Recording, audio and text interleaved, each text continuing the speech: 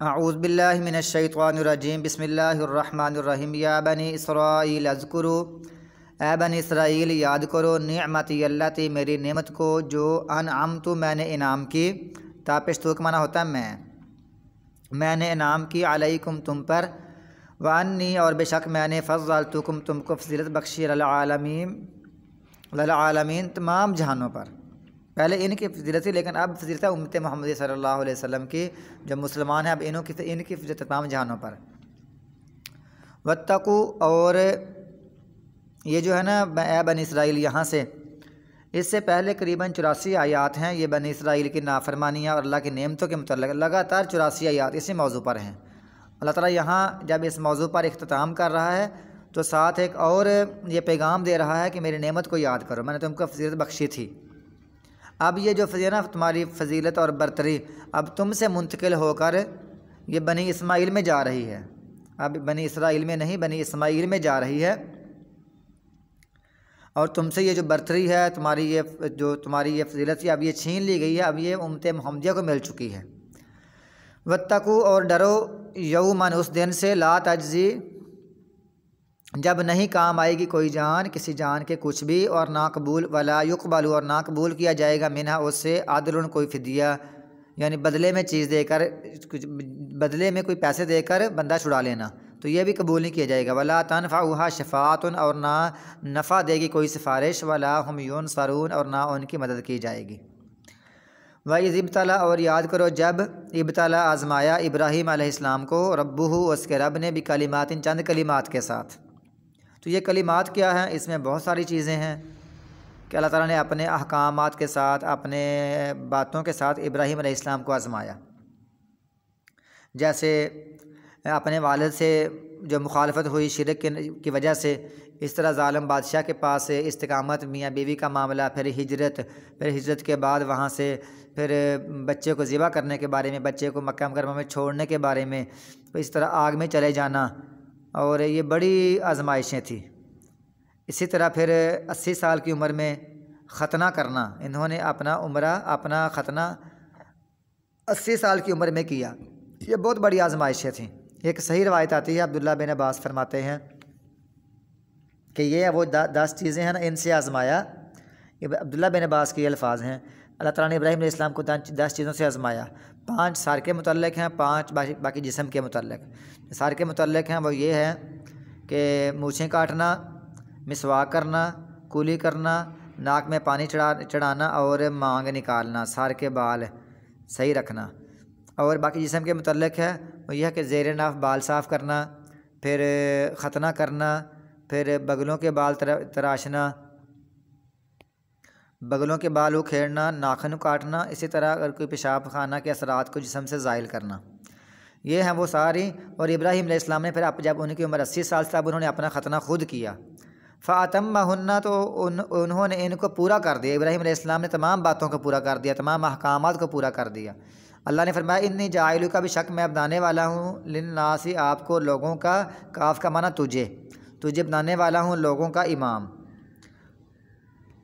قال، تو ابراہیم علیہ السلام نے ساتھ دعا کر دی، کہا ومن ذریتی، اور میری اولاد میں سے، دعا کی کہ میری اولاد میں سے بھی امام بنانا۔ اولاد میں سے یعنی کچھ، مین کا معنی تبعیضیہ، کچھ لوگوں کو میری امت میں سے بھی، میری اولاد میں سے بھی امام بنانا۔ قال، اللہ تعالیٰ نے فرمایا لا ینال، نہیں پہنچتا عہدی میرا وعدہ، الظالمین، ظالموں کو نہیں پہنچتا، جو اچھے لوگ ہیں ان کو پہنچ جاتا ہے، تو ان کو وعدے کے مطابق ان کو امام بنا دیا جائے گا۔ وَإِذْ جَعَلْنَا الْبَيْتَ، اور یاد کرو جب جعلنا، ہم نے بنایا بیت اللہ کو مثابۃ للناس، بار بار لوٹنے کی جگہ لوگوں کے لیے، وامنا، اور امن کی جگہ۔ مثابہ ہوتا ہے بار بار لوٹنا، اس کا معنی یہ بھی ہے ثواب کی جگہ اور امن کی جگہ۔ واتخذوا، اور بنا لو، من مقام ابراہیم، مقام ابراہیم کو، مصلی، جا نماز۔ یہ جو نا مصلی جا نماز، مقام ابراہیم کو، یہاں رسول اللہ صلی اللہ علیہ وسلم نے نماز پڑھی تھی مقام ابراہیم پر، جہاں پتھر ہے، جہاں ابراہیم علیہ السلام کے پاؤں پتھر کے اندر ان کے نشان ہیں، ان کے اندر فٹ ہونے کے نشان ہیں پاؤں کے۔ تو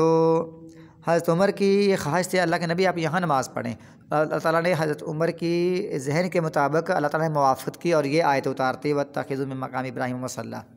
تو اسی طرح اب یہ بھی مقام ابراہیم ہے، جو لوگ جانتے ہیں، حج کرنے والے، عمرہ کرنے والے زائرین جانتے ہیں کہ وہ جگہ جو ہے، اب وہ تو پیچھے پہلے یہ بیت اللہ کے پاس ہی ہوتی تھی، پتھر پڑا ہوتا تھا، اب تو پیچھے کر کے فٹ کر دیا گیا ہے یہاں۔ لیکن اس سے مراد یہ بھی ہے کہ پورا حرم اور مینا، مزدلفہ، عرفات سارا ہی مقام ابراہیم ہے، تو سب جگہ پر نماز پڑھو۔ تو گویا کہ اگر آپ عمرہ کرتے ہیں تو آپ جہاں مرضی نماز پڑھ سکتے ہیں۔ واحدنا، اور ہم نے عہد لیا یا وعدہ کیا ابراہیم علیہ السلام کی طرف اور اسماعیل علیہ السلام کی طرف، ان طہرا، کہ تم پاک کرو، بیتیا، میرے گھر کو، للطوائفین، طواف کرنے والوں کے لیے، والعاکفین، اعتکاف کرنے والوں کے لیے، والرکع السجود، رکوع کرنے والوں کے لیے، سجدہ کرنے والوں کے لیے،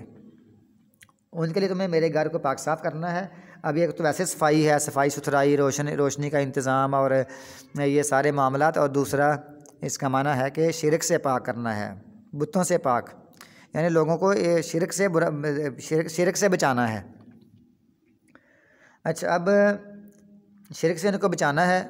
نافرمانیوں سے بچانا ہے، بیت اللہ کو بالکل پاک صاف کر کے رکھنا ہے۔ اب جو لوگ مکہ والے تھے، مشرکین مکہ تھے، کہتے تھے ہم ابراہیمی ہیں، اللہ مطلب ابراہیم علیہ السلام تو بتوں سے پاک کرنے والے تھے، اور تم نے خود بت رکھے ہوئے ہیں 360 بیت اللہ کے اندر، اور تم کہتے ہو کہ ہم ابراہیمی ہیں۔ یہ دعویٰ ان کا جھوٹا ہے بالکل۔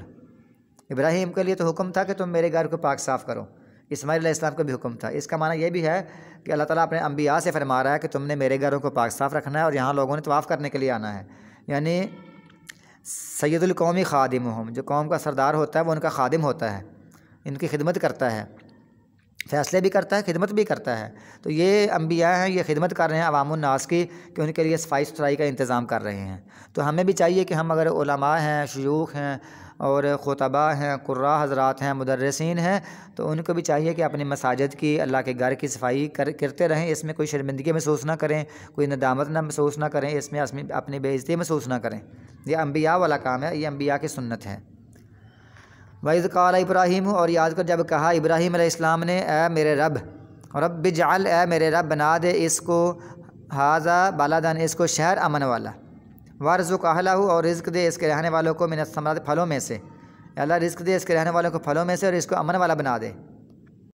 ساتھ یہاں انہوں نے یہ بھی دعا کر دی، اللہ جو ایماندار ہیں ان کو بس رزق دینا، من آمن منہم، جو ان میں سے ایمان لے آئے اللہ کے ساتھ اور والیوم الاخر، آخر کے دن کے ساتھ، ساتھ یہ شرط لگا دی کہ اللہ ایمان والوں کو رزق دینا۔ لیکن اللہ تعالیٰ کا یہ اصول ہے، اللہ تعالیٰ رزق سب کو دیتا ہے، جیسا بھی ہے، کافر ہے، ظالم ہے، وہ بندہ کھا کے ہی سوتا ہے، ان کے پاس پیسہ، رزق، ہر چیز ہوتی ہے۔ اللہ نے فرمایا قال، کہا ومن کفر، جس نے کفر کیا، فامتعہ، پس میں اس کو فائدہ دوں گا، قلیلاً، تھوڑا سا، اس کو بھی تھوڑا سا فائدہ ملے گا، کھانے پینے کو، اس کی زندگی پوری یہاں گزارے گا، ثم اضطرہ، پھر میں اس کو مجبور کر دوں گا، الی عذاب النار، آگ کے عذاب کی طرف، دھکیل دوں گا آگ کے عذاب کی طرف، دنیا میں کہ مرنے کے بعد یا آخرت میں یہ جہنم میں جائے گا پھر، وبئس المصیر، اور بری ہے وہ لوٹنے کی جگہ۔ وَإِذْ يَرْفَعُ، اور یاد کرو جب بلند کر رہے تھے ابراہیم علیہ السلام بنیادیں بیت اللہ سے، و اسماعیل، اور اسماعیل علیہ السلام دونوں بلند کر رہے تھے، یعنی گویا کہ بنیادیں تو پہلے ہی بنی ہوئی تھیں ابراہیم علیہ السلام سے پہلے کی، اسی بنیادوں کو آگے تعمیر کیا جا رہا تھا، اور ساتھ کہہ رہے تھے ربنا، ہمارے رب، تو قبول کر، منا، ہماری طرف سے، انکا انت السمیع العلیم، بے شک تو ہی سننے والا ہے، جاننے والا ہے، تو ہماری نیکی کو جانتا ہے اور ہماری دعاؤں کو تو ہی سنتا ہے، تو ہماری نیکی قبول و منظور فرمائے، دعا کر رہے ہیں۔ ساتھ یہ دعا کر رہے ہیں ربنا، ہمارے رب، وجعلنا، اور بنا ہم کو، مسلمین لک، اپنے لیے فرما بردار، دونوں کو، من ذریتنا، اور ہماری اولاد میں سے بھی، امت مسلمۃ، اللہ کا ایک امت گروہ ہو جو فرما بردار ہو تیرے لیے، یہ دعا کر رہے ہیں۔ وارینا، اور سکھا ہمیں، مناسکنا، ہماری عبادت کے طریقے یا ہماری حج کے طریقے ہمیں سکھا، وتب علینا، اور توبہ قبول کر، علینا، ہم پر، ہم پر لوٹا، انکا، بے شک تو، انت، تو ہی، التواب الرحیم، توبہ قبول کرنے والا ہے، رحم کرنے والا ہے۔ ساتھ یہ بھی دعا کر رہے ہیں ربنا، ہمارے رب، وابعث، اور بیج، فیہم، ان میں، رسولاً، ایک رسول، منہم، ان میں سے ایک رسول بیج، انہی میں سے ہو وہ، ان میں سے ایک رسول بیج، یعنی انسان ہو وہ، اسماعیل علیہ السلام ہماری اولاد میں سے ہو، یتلو علیہم، وہ تلاوت کرے ان پر، آیات کا، تیری آیات کی، تیری کتاب کی تلاوت کرے، تیری آیتوں کی تلاوت کرے۔ اب رسول اللہ صلی اللہ علیہ وسلم نے فرمایا کہ میں ابراہیم علیہ السلام کی دعا ہوں اور عیسیٰ علیہ السلام کی بشارت ہوں، اور مجھے میری ماں نے، جب میں اپنی ماں کا حمل بنا، تو جب میری ماں نے مجھے جنا تو اس وقت بصرہ روشن ہو گیا، تو جو بصرہ شہر ہے وہ شام کا ایک علاقہ ہے، وہ روشن ہو گیا، اور اس سے مراد یہ ہے کہ جب کسی جگہ پر ایمان نہیں ہوگا تو شام میں ایمان ہوگا، وہی جماعت جو حق پر لڑتی رہے گی وہ شام میں ہوگی، تو شام کا خاص ذکر ہے، تو وہاں تک روشنی پھیل گئی، اور عیسیٰ علیہ السلام بھی وہاں ہی نزول فرمائیں گے۔ تو یہ دعا کر رہے ہیں یا اللہ، اور وہ تیری کتاب سکھائے، تیری آیتیں پڑھ کر سنائے، وَيُعَلِّمُهُمُ الْكِتَابَ، اور ان کو سکھائے کتاب، والحکمت، اور حکمت، اچھی اچھی باتیں، دانائی کی باتیں، احادیث، وَيُزَكِّيهِمْ، اور ان کو پاک کرے، ہر قسم کی گندگی سے پاک کرے، پلیدگی سے پاک کرے۔ اِنَّكَ بشک تو ہی انت العزیز الحکیم، سب پر غالب ہے، کمال حکمت والا ہے۔